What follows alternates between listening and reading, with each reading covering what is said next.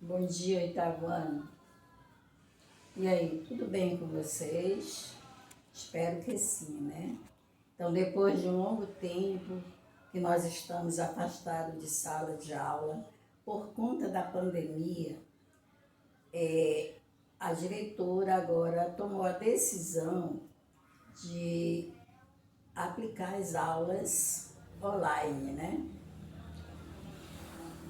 Alguns professores enviaram apostilas. Eu não enviei por conta que nós temos livros. Daí, agora nós vamos usar nosso livro. As pessoas que não têm livro, procurem um colega, vá com a diretora, daí procure um colega que tenha livro, tire a xerox, que sai bem mais barato, R$ 30, no máximo 40, porque nós vamos precisar do livro. As atividades eu mando em videoaulas, vocês respondem e envio para o meu PV, tá? São assuntos que nós já vimos em sala de aula, temos a revisão de alguns, não sei se de todos, mas dos primeiros assuntos nós temos. E, porque era para a primeira avaliação, nós já estávamos perto, né? Então, nós fizemos a revisão, não sei se foi de todos ou só de alguns assuntos. Mas eu vou começar desde o primeiro assunto, com atividades extras, não do livro. Vocês respondem e enviam.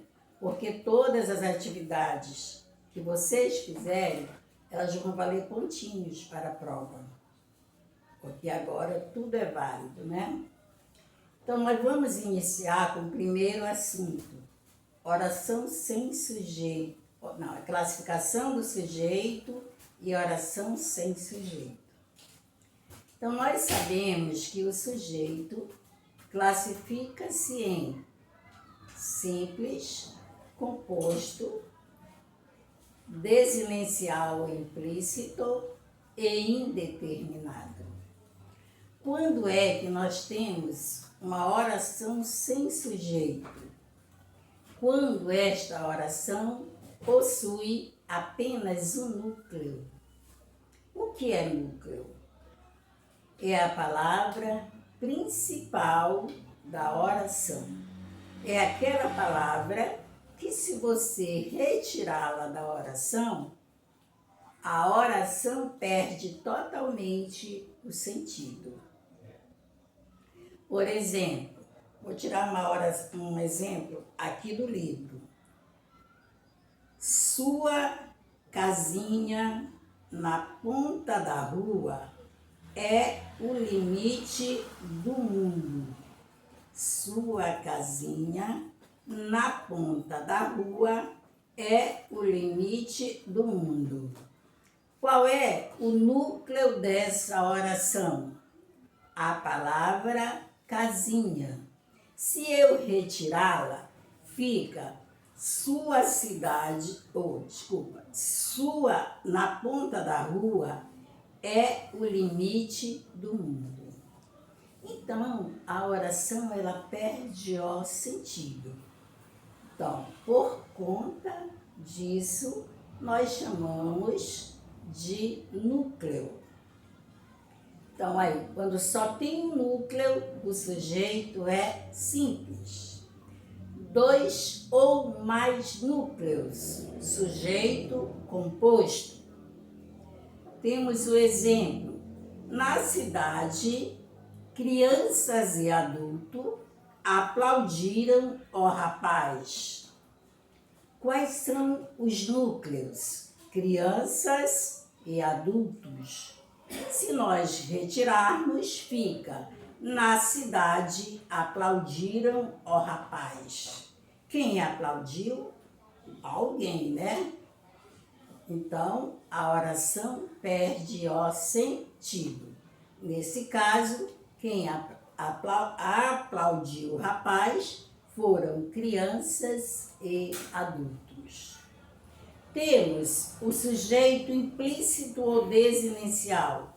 Não está expresso na oração, mas pode ser identificado na desinência verbal. Exemplo: não ouvi os gritos, o riso e a mangação. Quem ouviu? Olha, quem é o verbo da oração?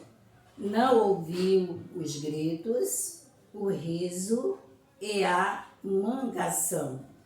Quem é o verbo? Ouviu. Quem não ouviu? Ele ou ela.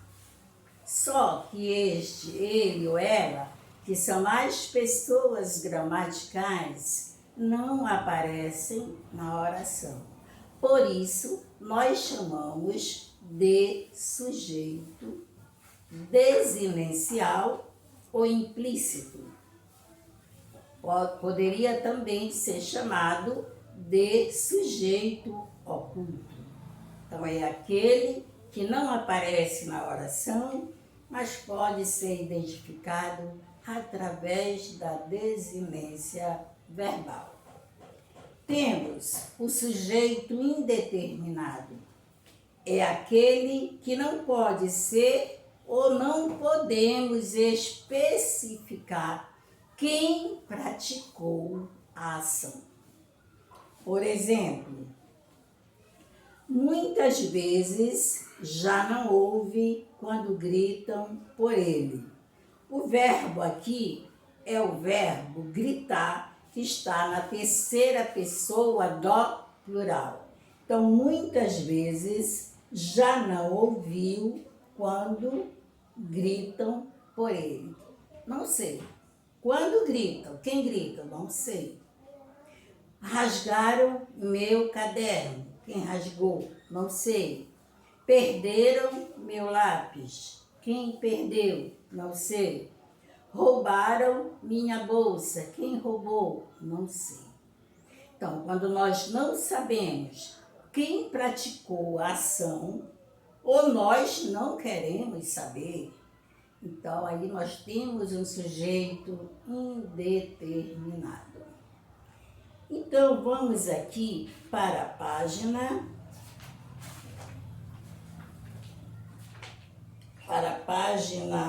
38. Nós temos a oração sem sujeito. Então, a oração sem sujeito é aquela formada apenas pelo predicado. O verbo que integra o seu núcleo é impessoal e está na terceira pessoa do singular. Quando o verbo é impessoal, eu não sei. Se ele é impessoal, eu não sei. Não tem sujeito, né? É aquele verbo também que nós não podemos conjugá-lo normalmente como os outros verbos, porque ele é impessoal. Nós temos alguns exemplos aqui. Anoiteceu rapidamente. Eu posso dizer quem anoiteceu? Eu posso conjugar o verbo anoiteceu? Eu anoiteci, tu anoiteceste, ele anoiteceu? Não posso conjugá-lo porque ele é um verbo impessoal. Choveu todos os dias nas minhas férias. É outro verbo impessoal. Ele é um fenômeno da natureza, por isso ele não pode ser conjugado. Então, ele também é chamado de oração sem sujeito. Ele tem apenas predicado. Nevará cerca de 12 centímetros esta noite. É o verbo nevar, que também é um fenômeno da natureza. Não podemos conjugá-lo. Esfriou no fim do dia. Também é um fenômeno da natureza. Não podemos conjugá-lo. Então, esses verbos que nós vimos, todas essas orações têm apenas predicado. Não existe sujeito. Agora, o verbo haver, fazer e ser, indicando o tempo decorrido, também eles são verbos impessoais, não podem ser conjugados e também só têm predicado. Há dias que ela não aparece, tempo decorrido. Faz anos que esse fato aconteceu, tempo decorrido. Era tarde demais para voltar atrás. Então, aí nós temos o verbo haver, o verbo fazer e o verbo ser. Todos eles indicam tempo decorrido, portanto, são oração sem sujeito, são verbos impessoais que não podem ser conjugados. Temos outro exemplo aqui, o verbo haver no sentido de existir e de ocorrer. Havia um clima de romance entre eles. Eu poderia substituir esse verbo haver pelo verbo existir, porque eu poderia colocar existe um clima, ou existia um clima de romance entre eles. Então, toda vez que eu puder substituir o verbo haver pelo verbo existir, ele também é um verbo impessoal, não pode ser conjugado e também não tem sujeito. Temos o verbo haver também, ele indica algo que ocorreu. Houve mudança de planos. Ocorreu mudança de planos. É um verbo impessoal, eu não posso conjugá-lo, é uma oração sem sujeito. Tá. Em situações cotidianas, é comum o emprego dos verbos ter e fazer no lugar de haver, para indicar ideia de tempo decorrido, sem nenhum prejuízo para a comunicação. Usa-se: tem 2 semanas que você não me dá notícias. O verbo ter, né? Indicando tempo decorrido. Preste bem atenção nesses verbos, que em outros casos eles não vão ser impessoais. É só quando indicar tempo decorrido.